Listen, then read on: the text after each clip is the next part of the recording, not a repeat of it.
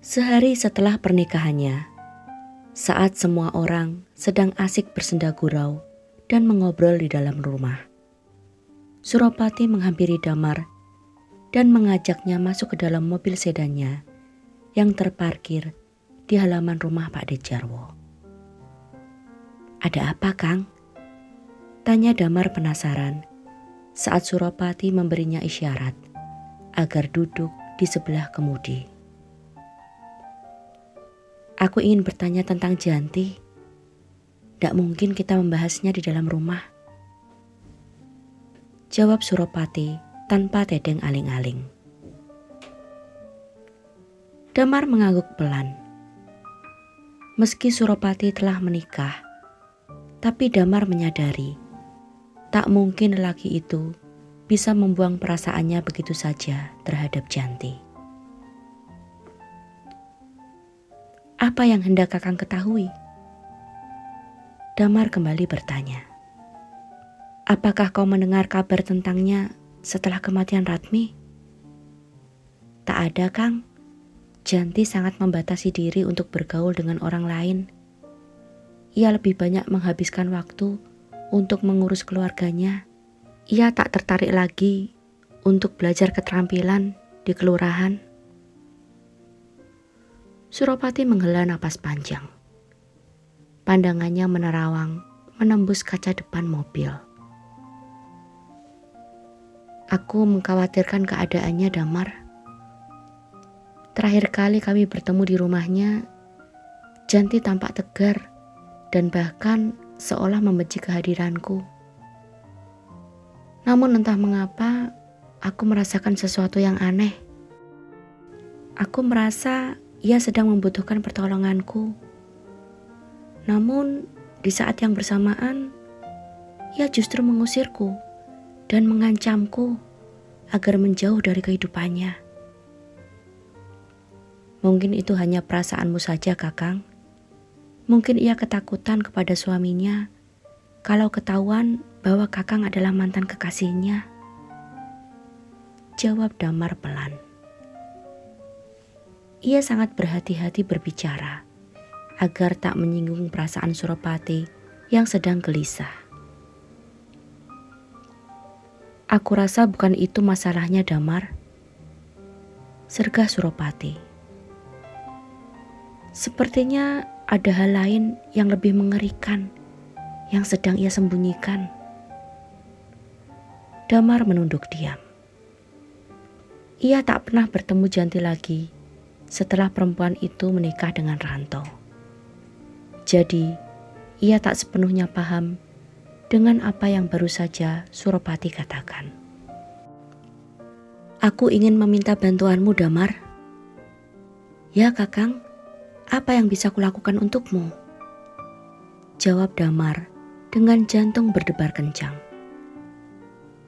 Bagaimanapun juga, Janti dan Suropati sudah sama-sama menikah dan mempunyai pasangan masing-masing. Apa yang Suropati inginkan darinya? "Aku ingin kau memasang mata dan telingamu untuk Janti. Temuilah dia saat kau punya kesempatan untuk itu. Katakan kepadanya bahwa bila ia memerlukan bantuan apa saja, kau akan menolongnya. Bila ia memerlukan uang, berikanlah ia uang dari hasil usaha kita. Aku tak peduli berapapun jumlahnya. Berjanjilah, Damar," desak Suropati. "Iya, Kakang, baiklah, aku akan melakukannya," jawab Damar terbata. Ia tak tahu hal apa yang akan dihadapinya nanti. Namun untuk saat ini, baginya lebih baik mengiyakan permintaan Suropati ketimbang harus berdebat dengannya. Apalagi saat ia melihat Rini yang melangkah keluar dari pintu depan dan menatap ke arah mobil itu. Perempuan itu sedang mencari-cari suaminya. Senyumnya merekah lebar saat mendapati mereka berdua sedang mengobrol di dalam mobil. Dengan langkah anggun, perempuan itu pun berjalan menghampiri mereka. Jangan berkata sepatah kata pun tentang Janti kepadanya, Damar. Gumam Suropati tajam. Tentu saja, Kakang, balas Damar lirih.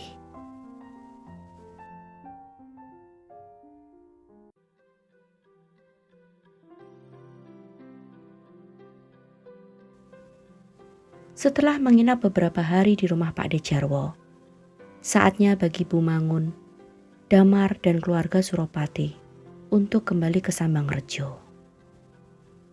Suropati menyetir mobilnya menuju ke stasiun.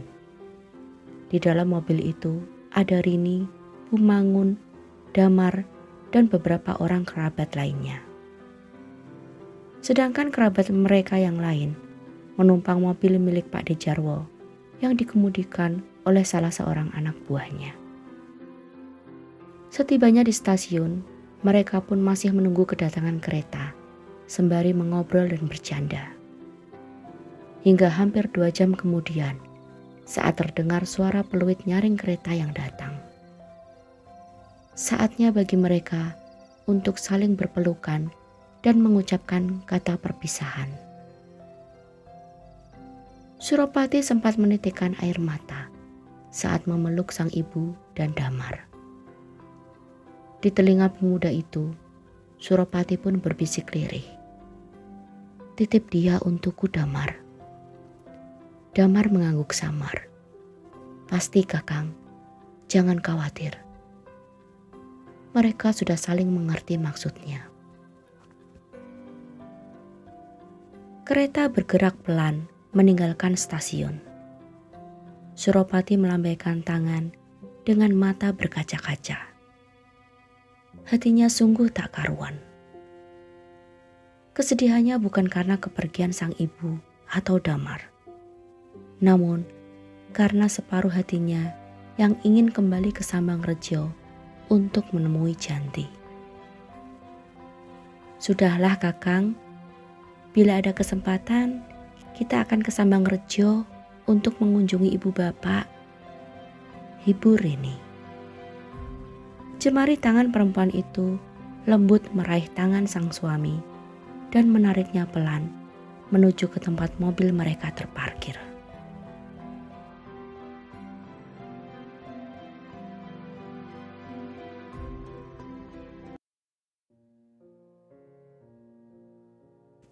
Hari-hari berlalu seperti biasa semenjak kematian Mirah. Janti masih terus berduka atas kematian gadis kecil itu. Ia semakin menutup diri dan berhenti berbicara kepada siapapun, kecuali kepada Sugeng. Bocah itu sesekali masih menanyakan keberadaan sang kakak. Bahkan seringkali sampai menangis tiada henti. Ia belum bisa memahami arti kematian. Berbeda halnya dengan Ranto dan Dayang. Kedua anak beranak itu sama sekali tak pernah menyebut nama Mirah lagi, apalagi membahas tentang penyebab kematiannya. Seolah Mirah tak pernah terlahir di keluarga ini. Meski tak pernah lagi ingin berada dalam satu ruangan bersama Ranto dan Dayang, namun sesekali Janti masih bisa mendengarkan percakapan mereka saat keduanya sedang berada di ruang makan maupun di ruang tengah. Dari situlah Janti mengetahui bahwa tak lama lagi mereka semua akan pindah ke rumah yang baru di desa lain yang jaraknya beberapa puluh kilometer dari Samangrejo. "Rumah itu bagus dan besar sekali, Dayang. Aku membelinya dengan harga yang sangat mahal. Kamarmu nanti ukurannya 2 kali lipat bila dibandingkan kamarmu yang sekarang. Pasti kamu akan suka berada di sana. Hahaha." Suara tawa Ranto terdengar menggelegar dari ruang tengah, disambut tawa cekikikan sang putri. "Apakah nanti kita akan punya binatang ternak, Bapak?" tanya Dayang. "Tentu saja. Bila urusan kepindahan kita sudah beres, aku akan segera membeli beberapa ekor kerbau, sapi, kambing, dan ayam. Selain itu, tanahnya juga luas. Kita bisa mengupah orang untuk menanaminya. Ranto dan Dayang tertawa berbarengan.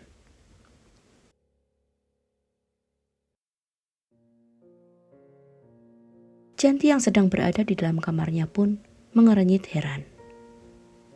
Ranto jarang sekali keluar rumah sekarang. Hari-harinya lebih disibukkan dengan ritual yang dilakukannya di dalam kamar khusus itu. Lalu dari manakah ia bisa memperoleh uang sebanyak itu untuk membeli rumah sekaligus hewan ternak dan tanah yang luas? Selain itu, lelaki itu juga sering sekali membelikan perhiasan emas untuk sang putri. Janti bergidik ngeri. Istri dan anak-anak Ranto, satu persatu dari mereka meninggal dengan cara yang ganjil dan dalam kondisi yang mengenaskan. Meski berusaha mengingkarinya, namun Janti tahu bahwa apa yang menjadi kasak kusuk para tetangganya adalah benar adanya. Ranto sedang menjalani pesugihan yang menumbalkan anggota keluarganya. Mungkin itulah sebabnya Ranto memutuskan untuk segera pindah dari Samangrejo untuk menghindari omongan dan tindakan dari masyarakat sekitar akibat dari perbuatannya. Kini Janti semakin dicekam perasaan ketakutan kalau-kalau ia dan Sugeng yang akan menjadi tumbal berikutnya. Harta dan kekayaan akan membuat seseorang menjadi tamak dan tak akan pernah merasa puas. Bila kematian Sumiati, Sangaji, dan Mirah bisa membuat Ranto kaya mendadak, tentu lelaki itu juga akan tergiur untuk menumbalkan Janti dan Sugeng. Memikirkan hal itu membuat air mata Janti bercucuran. Ia semakin mempererat pelukannya di tubuh mungil Sugeng yang meringkuk lelap di sisinya. Malam kian larut. Tak terdengar lagi suara obrolan Ranto dan Dayang. Terdengar suara pintu kamar Dayang terbuka, lalu tertutup kembali. Janti masih terjaga meski matanya terpejam dalam kegelapan kamar. Ia memasang telinganya untuk mendengarkan langkah kaki Ranto dan Dayang. Namun, ia tak mendengar apa-apa. Ia tak bisa memastikan apakah Ranto ikut masuk dan tidur di dalam kamar Dayang atau sedang berada di dalam kamar tempatnya melakukan ritual, atau bahkan masih menggelosor di kursi panjang di ruang tengah. Dengan tubuh gemetar dan telapak tangan yang berkeringat, tangan Janti menggapai ke balik papan alas kasur di bawah tubuhnya. Ia meraba-raba, lalu mendesah lega saat jemarinya menyentuh gulungan kain yang terikat dengan tali yang menyatukannya dengan rangka tempat tidur. Isi gulungan kain itu adalah tatah-tatah besi, hadiah dari Suropati. Janti yakin sekali ujung-ujung tatah itu pasti sangat tajam, karena ia sering mengasahnya diam-diam di dalam kamar itu saat tengah malam.